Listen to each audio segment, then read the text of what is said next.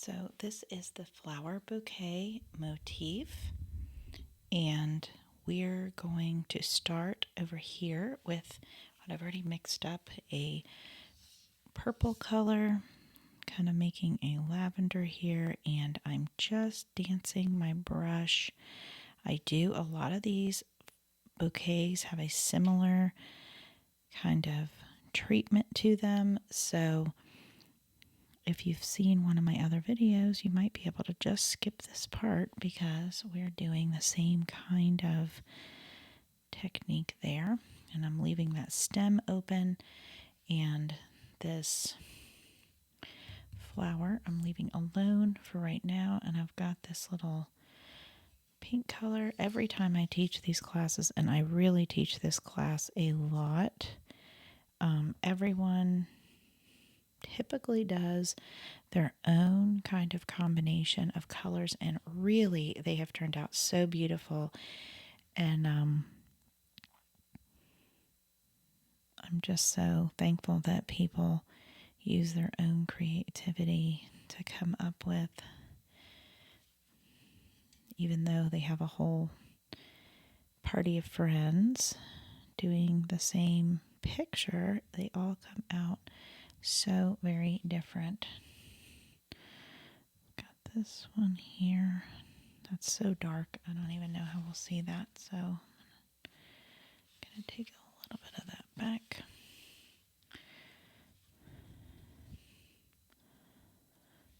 And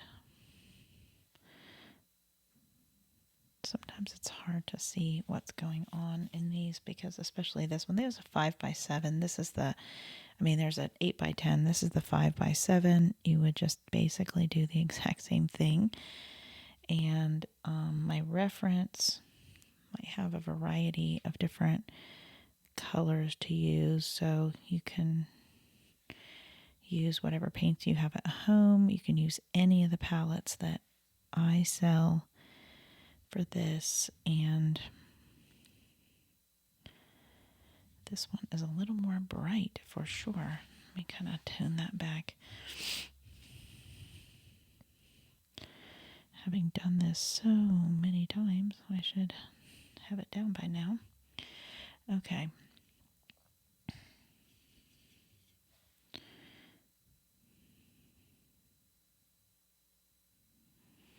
So really, it's just a matter of depositing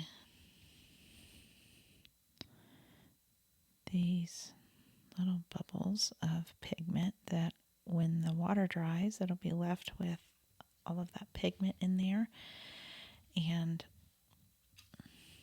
look very pretty. Some people use a light pink here. I'm using this in a celadon green. I don't think it's particularly accurate.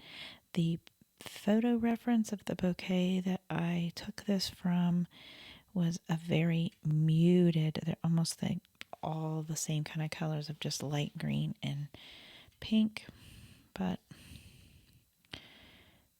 we can do whatever we want. And as far as the type of flower, may not be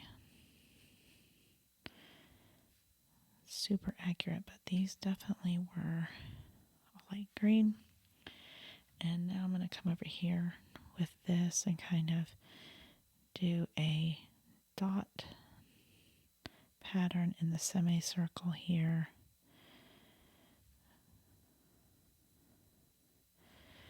Just like so, and then do this branch as long as your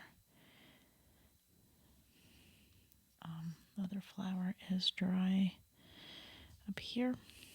Use a little bit of this.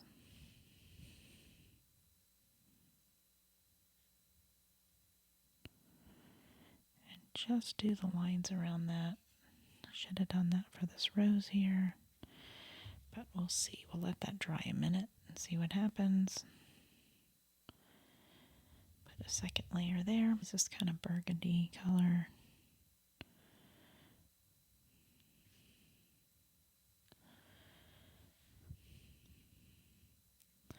And if you ever want to take a class in your local we have this one available. We go step by step. I have a practice sheet so that you can practice all these techniques. I actually do this class in the 8x10.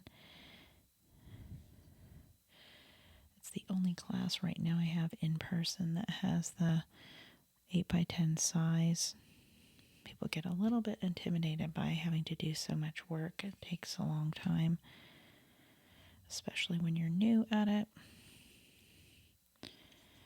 And I've got this other kind of rose here.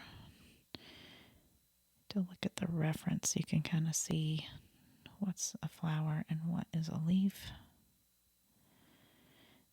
And a lot of times this painting is just sort of the impression of something, so we don't have to feel like we have to be so super accurate. I'm going to add a little bit of orange to that.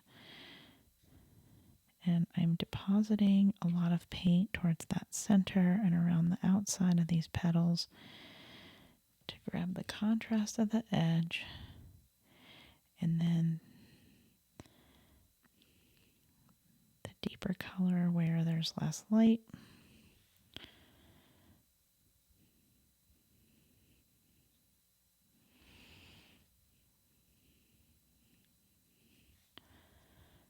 And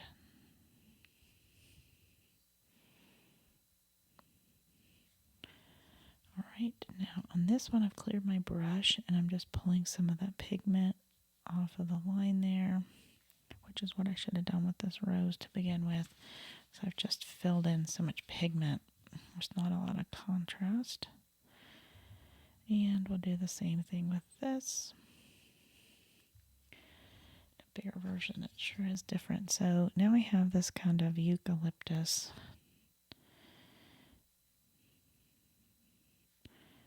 And I usually use like a green with a little blue in it. Not really seeing much of the blue in here today on my mixture, so I might go back and just sort of tap some blue into my paper while it's wet. And I'm okay with it having extra texture and going outside the lines. If you're super meticulous, then I'd probably get the 8x10.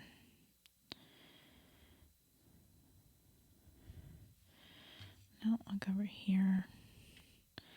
I'll do this one. I just have to be careful I don't get my hand in it when I finish.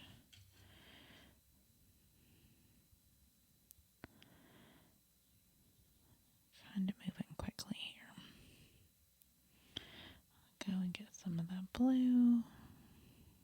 That's more blue for sure. A little bit of that brown there. So especially if you go through here and do the stem, you really want to make sure you've got your little piece of paper and you're taking paint that you practice.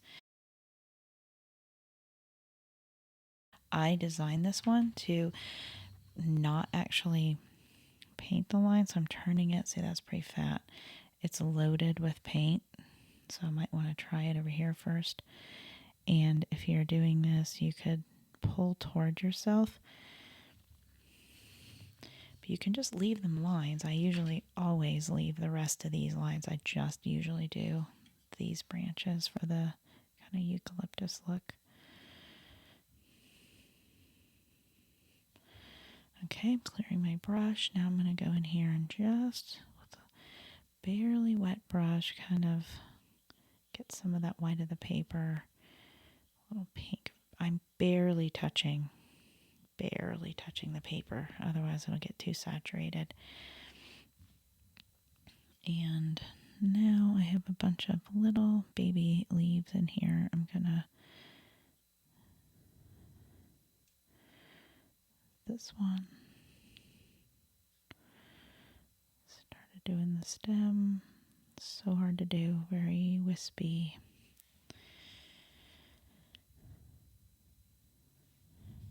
And maybe I'll do a little bit on this. Those are fatter because I turned my brush brush sideways. So let me blot that back a little bit.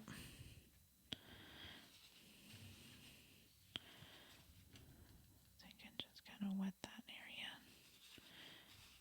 Kind of make it disappear, but it has a little bit of the green left on it, so I'm okay with that. And many people, not many, but a couple classes where people have messed that up, they don't like it. I can always come in here and kind of draw a line in and paint that. Can add in a flower. If you got a mark in here, you could come in and sort of add a flower if you had something on your paper that, so you'd use a pencil if you're at home, or this is a micron pen. Oh, my brush is crazy. And micron pens are waterproof. So you can draw and then paint right over it. So in here, I'm going to kind of add a little bit more dimension with a darker layer of that purple. And sometimes I'll put a little bit of sunset in here just to kind of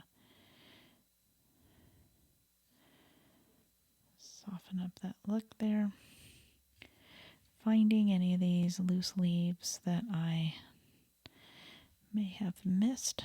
And now we've got our water in the bottom here. So you have water here, and this is glass. So you can decide what you want to do for your glass color. You might take a very, very faint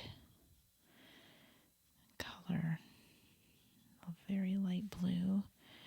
If you want it to have the blue look to it, you could leave it white and then just add a little to the corner. And now I'm going to make this darker. So it represents obviously where the water is.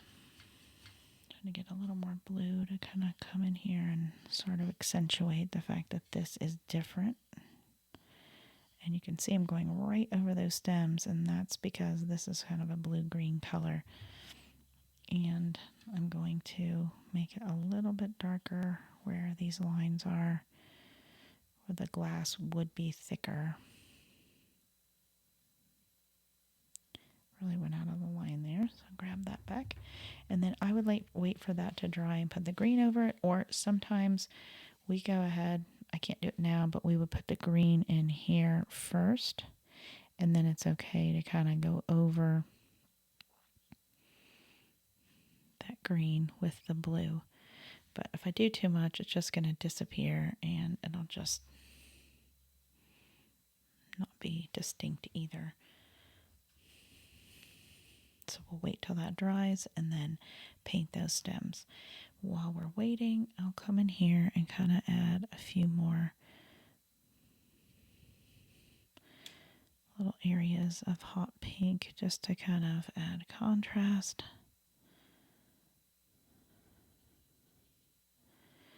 And this is a fun motif to frame or send to someone as a card.